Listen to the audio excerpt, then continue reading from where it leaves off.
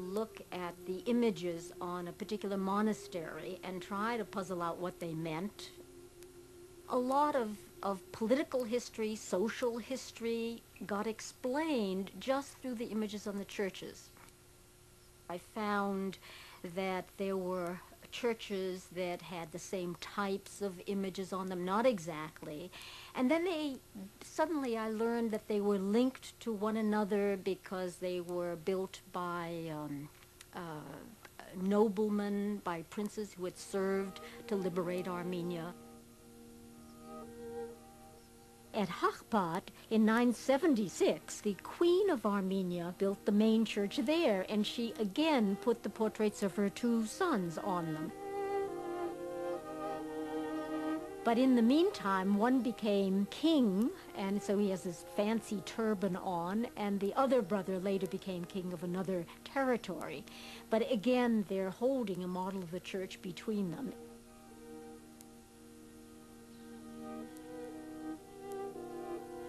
At Hakhpat, you've got that main church, which dates to 976.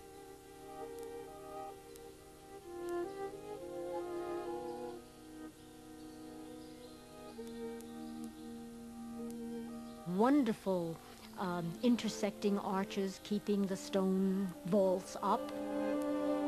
A large, what we call a gavit, it's an assembly hall where there would be inscriptions and the monks would have meetings, and maybe members of the military forces of that particular family that owned the monastery would assemble. The library has niches where the manuscripts were kept. You have holes in the ground to keep the oil, storage barrels underneath. And these had schools. We know that they had about 500 monks in these two monasteries, Hakhpat and Sanahin, and a scriptorium where monks copied manuscripts. The monks used to sit and for hours and hours copy these manuscripts, the Bible, the Gospels, and they complained in their postscripts that their necks were bent and their fingers could barely move because they were so cramped. The assembly halls, the gavits, had a central opening in the ceiling, so the light would stream down from the center, whereas the churches would have windows on the east side of the church and sometimes around the dome area.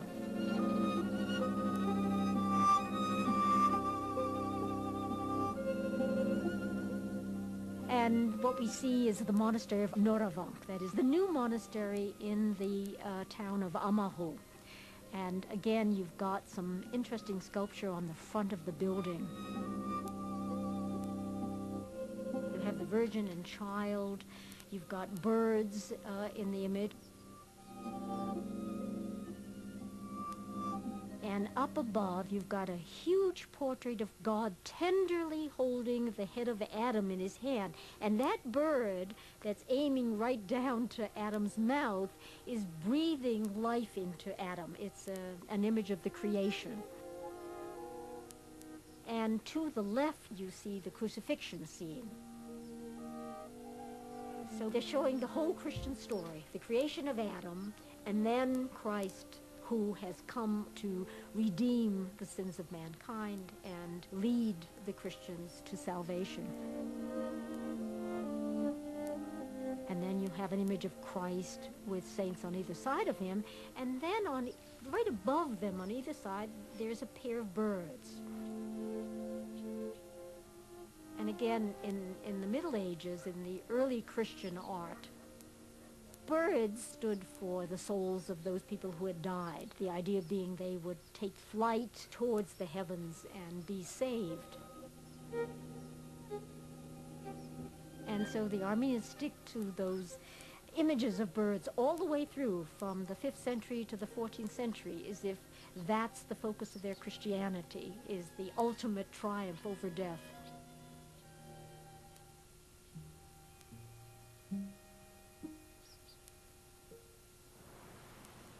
Half a world away, these architectural monuments are, to this day, the subject of academic scrutiny. The mighty empire fell because it had made the small country of Armenia too weak to protect it. Thank you. Through the efforts of scholars like Dr. de Manuelian, Armenian architecture and Armenian religious sculpture, their origins and their connections to the West, are appreciated by audiences around the world. She has given nearly 1,000 public lectures worldwide.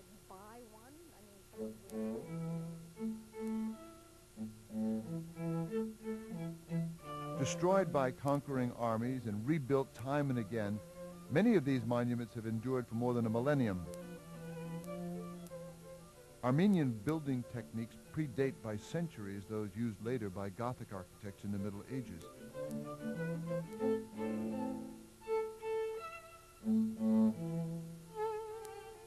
Early in the 4th century, Armenia adopted Christianity and carved images on its church walls specific to this exciting new religion, symbols of redemption and salvation. Unraveling the mysteries of these sculptures and searching for answers to the question of a possible link between Armenian and Gothic architecture had become Professor de Manuelian's holy grail. All in all, it's just a very exciting subject and still a detective story.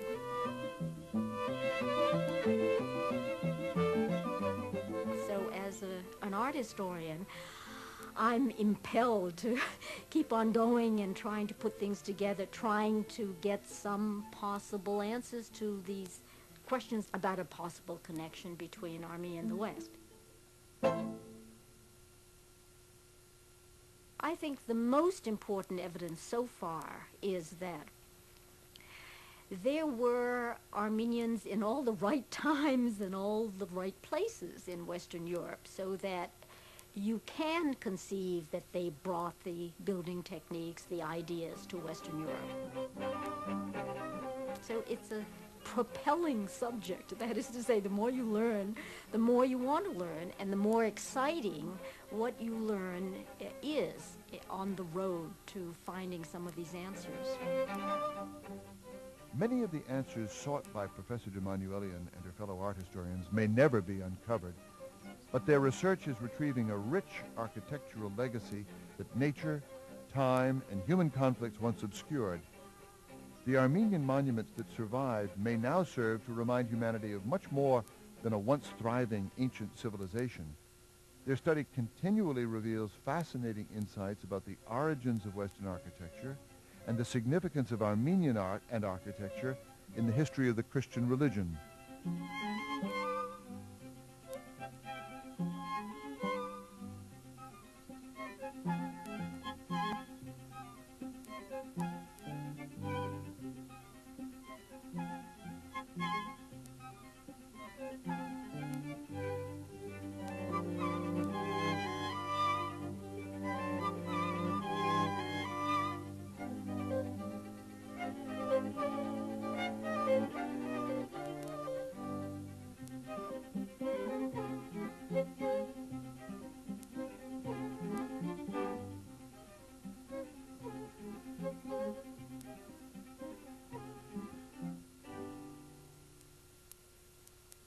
Major funding for this program was provided by the Armenian Library and Museum of America, the BankBoston Charitable Foundation, the Louise Manoogian Simone Foundation, and Jack Kalajian Darian. Additional funding was provided by Ralph Hasmig and the Stephen Philibosian Foundation. Funding for the post-production of Lost Treasures of Christianity, the Ancient Monuments of Armenia, was made possible by Vahakn and Hasmig Hovnanian.